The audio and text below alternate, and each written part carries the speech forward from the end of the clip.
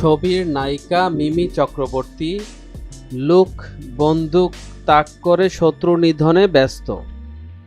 সেই প্রসঙ্গে কথা তুলতেই জিনিয়া বললেন, হাতে সত্যিকারের বন্দুক পেলে সবার আগে শিবুদাকে গুলি করব। মিমি সেটে ছবির অন্যতম পরিচালক শিবপ্রসাদ মুখোপাধ্যায়কে সরাসরি হুমকি দিয়েছিল।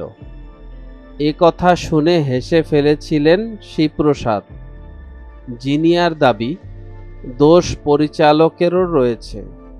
পরিচালক যতক্ষণ সেটে থাকতেন সর্বক্ষণই কেবল মিমিকে রাগিয়ে দিতেন।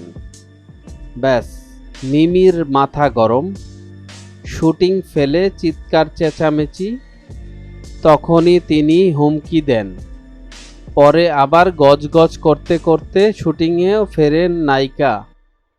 শ্যুট শেষ হতেই ফের রণংদেহী মূর্তি। বাধ্য হয়ে হাসতে হাসতে সেট ছেড়ে বেরিয়ে যেতেন শিবপ্রসাদ।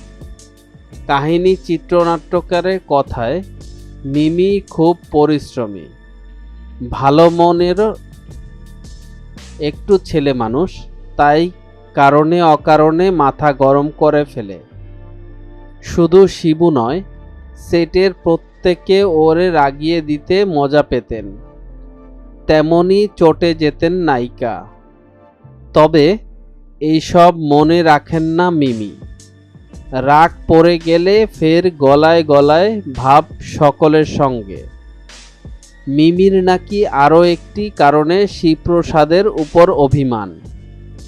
জিনিয়ার কথায়, মিমি কাঁদ ও গলায় প্রায়ই বলতো, পরিচালক কেবল আবির চট্টোপাধ্যায়কে ভালোবাসেন, আমায় একটুও নয়।